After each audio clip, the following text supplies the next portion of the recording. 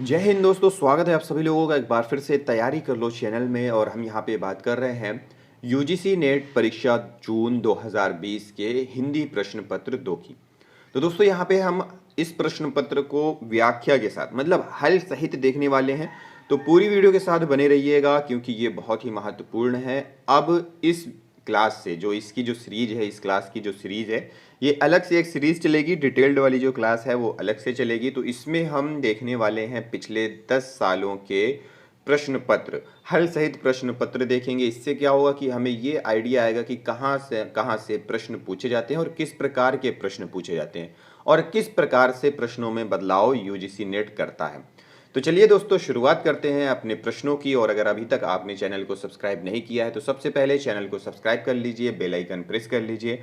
और अगर आप डिटेल्ड वाली क्लासेस यूनिट वाई यूनिट जो हमारी क्लासेस चल रही हैं उन्हें देखना चाहते हैं तो चैनल के प्लेलिस्ट में जाएं। यूजीसी नेट जेआरएफ और टीजीटी पीजीटी जून 2022 के नाम से प्लेलिस्ट बनी हुई है, वहां जाकर आप उन्हें देख सकते हैं। तो चलिए शुरुआत करते हैं। सबसे पहले निर्देश दिया हुआ है कि इस प्रश्न पत्र में 100 बहुविकल्पी प्रश्न हैं। प्रत्येक प्रश्न के लिए 2 अंक हैं और सभी प्रश्न करना अनिवार्य है। तो चलिए देखते हैं। और इसमें दोस्तों ये है कि इसमें निगेटिव मार्किंग नहीं होती है, तो आप तुक्का भी लगा सकते हैं तब जब आपका प्रश्न ना बने, या फिर आप 60% क्वेश्चन कर लिए हों तो तुक्का कभी मत लगाइएगा। 40% क्वेश्चन किए हों तो आप तुक्का लगा सकते हैं क्योंकि 60% में आपका सिलेक्शन होने की संभावना होती है। तो चलिए, ये तो ठीक है, कैसे करते हैं। तो पहला प्रश्न है और प्रश्न में ये लिखा हुआ है कि संस्कृत का कोई भी शब्द मनचाहे ढंग से तोड़ मरोड़ कर तद्भव नहीं बनाया जा सकता है। ये कथन है, ये एक विचार है और ये उपर्युक्त विचार किस विद्वान का है। तो आप भी अपना जवाब यहाँ पे कमेंट बॉक्स में कमेंट कर सकते हैं। तो ये किसका है, ऑप्शंस दिए हुए हैं यहाँ पे बहुत सारे। सुनीति कुमार चटर्जी, जॉर्ज गिरियर्सन, नामवर सिंह या फिर रामविलास शर्मा। तो इनमें से कौन सा उत्तर आपके हिसाब से सही होना चाहिए था। तो दोस्तों, संस्कृत का कोई भी शब्द मनचाहे ढंग से तोड़ मड़ोड़ कर तद्भव नहीं बनाया जा सकता है। ये जो कथन है, ये जो विचार है, वो सुनीति कुमार चटर्जी जी का है। ऑप्शन ए यहाँ पे सही है। फिर अगला प्रश्न है कि निम्नलिखित में से किस कवि ने सतसई की रचना नहीं की है। ऐसा कौन सा कवि है इसमें जिसने सतसई की रचना नहीं की है। ऑप्शंस दिया हुआ है चिंतामणि, मतीराम, राम सहाय या फिर अमीर दास। बताएं किसने सतसई की रचना नहीं की है। तो वो है चिंतामणि ने सतसई की रचना नहीं की है। फिर अगला प्रश्न है, निम्नलिखित में से किस कहानी में अति व्यस्त कामकाजी व्यक्ति की असंतुष्ट पत्नी को विषय वस्तु बनाया गया है। ऑप्शन है, कहानी है, किस कहानी के बारे में पूछा। तो यहाँ पे कुछ कहानियां दी हुई हैं। ग्रामोफोन का रिकॉर्ड, नीलम देश की राजकन्या, बाहुबली या फिर दृष्टि दोष। इनमें से कौन सा ऑप्शन सही होगा। तो वो है नीलम देश की राजकन्या। ऑप्शन बी यहाँ पे सही हो जाएगा। नीलम देश की राजकन्या कहानी में अति व्यस्त कामकाजी व्यक्ति की असंतुष्ट पत्नी को विषय वस्तु बनाया गया है। फिर अगला प्रश्न है कि महावीर प्रसाद द्विवेदी की निम्नलिखित रचनाओं में से आलोचना विधा की रचना कौन कौन सी है। आलोचना विधा की रचना निम्नलिखित में से कौन कौन सी है। ऑप्शंस दिए हुए हैं ए बी सी डी। तो सही उत्तर जो है वो है कालिदास की निरंकुशता, कालिदास और उनकी कविता। ये इनकी आलोचना विधा की रचना है। प्रश्न है कि भंवर गीत किसकी रचना है। ऑप्शन है सूरदास, नंददास, चतुर्भुजदास या फिर कृष्णदास। भंवर गीत के रचनाकार कौन है। तो ये अष्टछाप के कवि हैं। ये भी एक चीज है, जान लीजिए, अष्टछाप के कवि हैं और अष्टछाप के कवि नंददास जी की है। ऑप्शन बी यहाँ पे सही हो जाएगा। फिर प्रश्न है कि हजारी प्रसाद द्विवेदी द्वारा रचित निबंध संग्रह नहीं है। नाथ संप्रदाय, प्रबंध प्रभाकर, साहित्य का मर्म, लालित्य मीमांसा। इसमें से हजारी प्रसाद द्विवेदी द्वारा रचित निबंध संग्रह नहीं है। तो वो है प्रबंध प्रभाकर, ऑप्शन बी। प्रश्न है, आ कहानी के प्रमुख प्रवक्ता हैं? गंगा प्रसाद विमल, महीप सिंह, मधुकर सिंह, शिव प्रसाद सिंह। आ कहानी के प्रवक्ता निम्नलिखित में से कौन है? गंगा प्रसाद विमल, ऑप्शन ए, ये आ कहानी के प्रवक्ता हैं। फिर अगला प्रश्न है और प्रश्न ये कह रहा है कि निम्नलिखित में से हिंदू मुस्लिम एकता को प्रतिपादित करने वाला कौन सा नाटक है? नील देवी, रक्षाबंधन, सिंदूर की होली, सागर विजय। नील देवी, रक्षाबंधन, सिंदूर की होली या फिर सागर विजय। इसमें से जो दोस्तों सही उत्तर है वो आप कमेंट बॉक्स में कमेंट कर सकते हैं। तो वो है रक्षाबंधन, ऑप्शन बी। रक्षाबंधन, रचनाकार हैं इसके कौन है? हरि कृष्ण प्रेमी जी का रक्षाबंधन क्या है? नाटक है।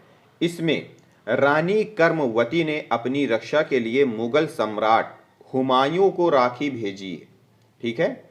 अतः यह हिंदू मुस्लिम एकता को प्रतिपादित करने वाला नाटक है। फिर अगला प्रश्न है कि आर्थो पक्षेपक के कितने प्रकार होते हैं? 5, 6, 7 या फिर 8? आर्थो पक्षेपक 5 प्रकार के होते हैं। कितने प्रकार के? 5, ऑप्शन ए। अब दोस्तों इसके नाम भी एक बार देख लेते हैं कि कौन कौन से होते हैं।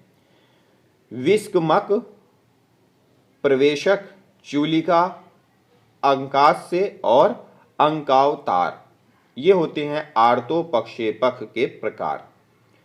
फिर प्रश्न है और प्रश्न ये कह रहा है कि मणिकर्णिका के लेखक हैं? निम्नलिखित में से मणिकर्णिका के लेखक कौन है? ओम प्रकाश वाल्मीकि, डॉक्टर धर्मवीर, तुलसीराम या फिर सूरजपाल चौहान। मणिकर्णिका, तो वो हैं तुलसीराम, ऑप्शन सी। प्रश्न है, मैथिली शरण गुप्त की निम्नलिखित काव्य कृतियों का सही अनुक्रम है? ये यहाँ पे 4 ऑप्शंस दिए हुए हैं, इसमें से सही अनुक्रम पूछ रहा है किसका? मैथिली शरण गुप्त की काव्य कृतियों का। तो सही अनुक्रम हो जाएगा पंचवटी, साकेत, यशोधरा, द्वापर। डिटेल्ड वाली क्लासेस में हमने ये देखा था। तो दोस्तों ये जो क्वेश्चन आंसर की जो अभी यहाँ प्रैक्टिस कर रहे हैं, तो इसके आप नोट्स भी बनाते रहें। इससे क्या होगा कि आपके पास एक टाइम आएगा कि इतने सारे नोट्स हो जाएंगे कि आपको परीक्षाओं में इनके अलावा और कुछ पढ़ने की ज़रूरत ही नहीं रहेगी। तो ये थोड़ी थोड़ी चीज़ें हैं, तो इनके नोट्स बनाते रहें और इन नोट्स के प्रैक्टिस भी करते रहें, ताकि ये आपके जहन में बैठते रहें और परीक्षा हॉल में जब आप बैठें तो ये सारी चीज़ें आपको रिमाइंड होती रहें। प्रश्न है अगला, इनमें से किस बोली का बिहारी हिंदी से संबंध नहीं है? अवधी, मराठी, भोजपुरी या फिर मैथिली। बिहारी हिंदी से पूछ रहा है, बिहारी हिंदी से संबंध नहीं है। देखिए अब बात कर लेते हैं, सबसे पहले उत्तर देख लेते हैं कौन सा सही है। तो वो है अवधी, ऑप्शन ए। अब बिहारी हिंदी के अंतर्गत आने वाली जो बोलियां हैं वो हैं मैथिली, मगही, भोजपुरी, ठीक है। और जो अवधी है ना, इसका संबंध जो है वो पूर्वी हिंदी से है, बिहारी हिंदी से ना होकर के पूर्वी हिंदी से होता है अवधी का संबंध। प्रश्न है, दोहा या दूहा मूलतः किस भाषा का छंद है? प्राकृत, अपभ्रंश, हिंदी या फिर संस्कृत। दोहा या दूहा मूलतः किस भाषा का छंद है? तो ये है अपभ्रंश, ऑप्शन बी। यहां पे ऑप्शन बी सही हो जाएगा, अपभ्रंश का छंद है। जबकि गाथा करके एक और था, गाथा, वो किसका है? वो प्राकृत का छंद है। दूहा है एक और एक गाथा, तो वो गाथा जो है वो प्राकृत का छंद है। फिर प्रश्न है, निम्नलिखित में से किस उपन्यास को स्त्री लेखन का प्रथम बिंदु माना जाता है? मित्रों मरजानी, कठगुलाब, आवा, चाक। तो इनमें से किस उपन्यास को स्त्री लेखन का प्रथम बिंदु माना जाता है? तो वो है मित्रों मर जानी, ऑप्शन ए। अगला प्रश्न है, बंबई के मजदूर संगठनों के जीवन संघर्ष पर आधारित उपन्यास है आवा, समरांगड़, अनित्य, अंतवशी।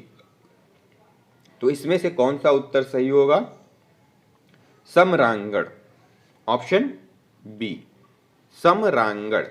ये क्या है कि बंबई के मजदूर संगठनों के जीवन संघर्ष का इसमें चित्रण किया गया है, जीवन संघर्ष पर आधारित उपन्यास है। फिर प्रश्न है कि निम्नलिखित में से कौन सा शब्दालंकार नहीं है? इनमें से कौन सा है जो शब्दालंकार नहीं है? ऑप्शंस दिए हुए हैं, श्लेष, वीप्सा, उपमा, वक्रोक्ति। तो वो है उपमा अलंकार, ये शब्दालंकार नहीं है। ठीक है, अब क्यों नहीं है?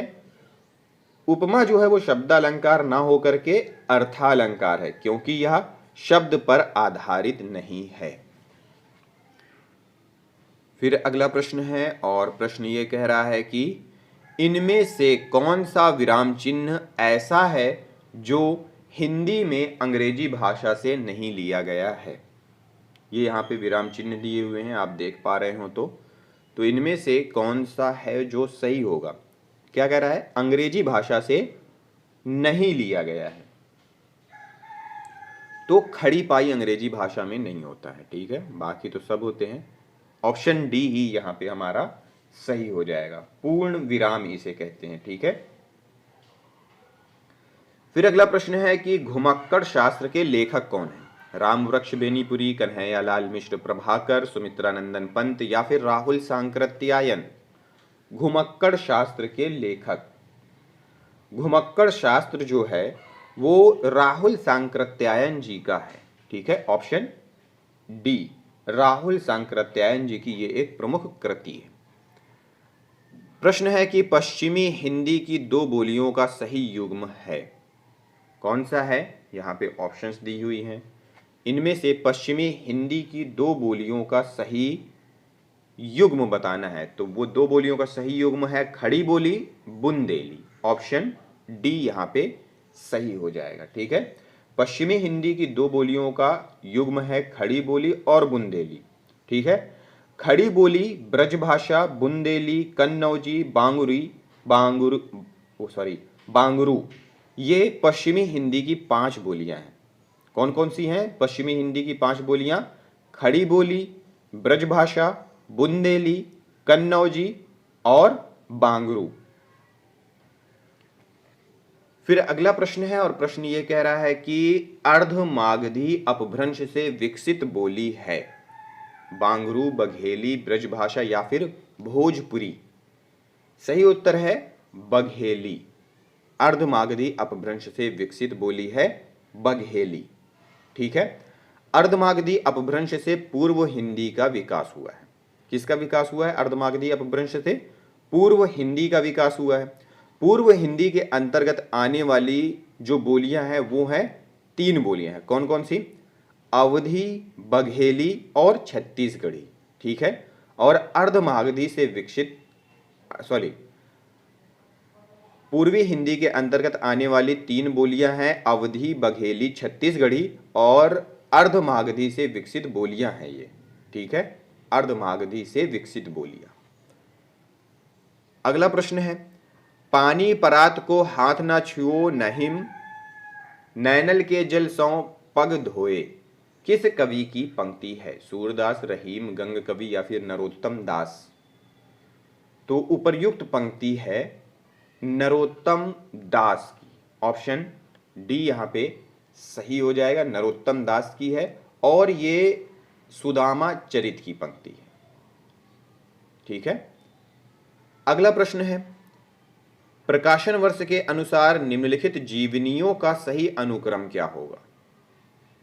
निम्नलिखित जीवनियों का सही अनुक्रम, यहाँ पे 4 ऑप्शंस दिए हुए हैं, जिसमें से सही उत्तर का चयन करना है। और सही उत्तर है प्रेमचंद घर में, आवारा मसीहा, वट वृक्ष की छाया, व्योमकेश दरवेश। वट वृक्ष की छाया में व्योमकेश दरवेश, ऑप्शन डी यहाँ पे सही हो जाएगा।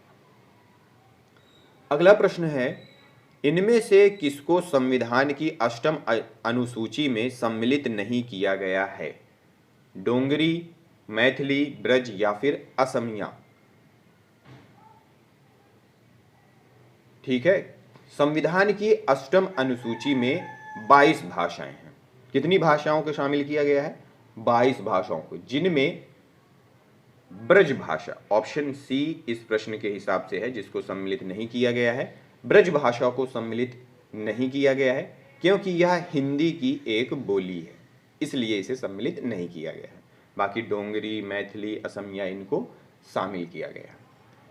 फिर प्रश्न है कि श्यामा स्वप्न के लेखक कौन है? किशोरीलाल गोस्वामी, ठाकुर जगमोहन सिंह, ब्रजनंदन सहाय, गोपाल राम गहमरी? सही उत्तर है ठाकुर जगमोहन सिंह द्वारा रचित ये एक उपन्यास है। ऑप्शन बी सही होगा। श्यामा स्वप्न ठाकुर जगमोहन सिंह जी द्वारा रचित उपन्यास है। फिर अगला प्रश्न है और प्रश्न ये कह रहा है कि भाषा और समाज के लेखक कौन है? रामविलास शर्मा, देवेंद्र नाथ शर्मा, धीरेन्द्र वर्मा या फिर उदय नारायण तिवारी? भाषा और समाज रामविलास शर्मा की कृति है। ऑप्शन ए यहां पे सही होगा।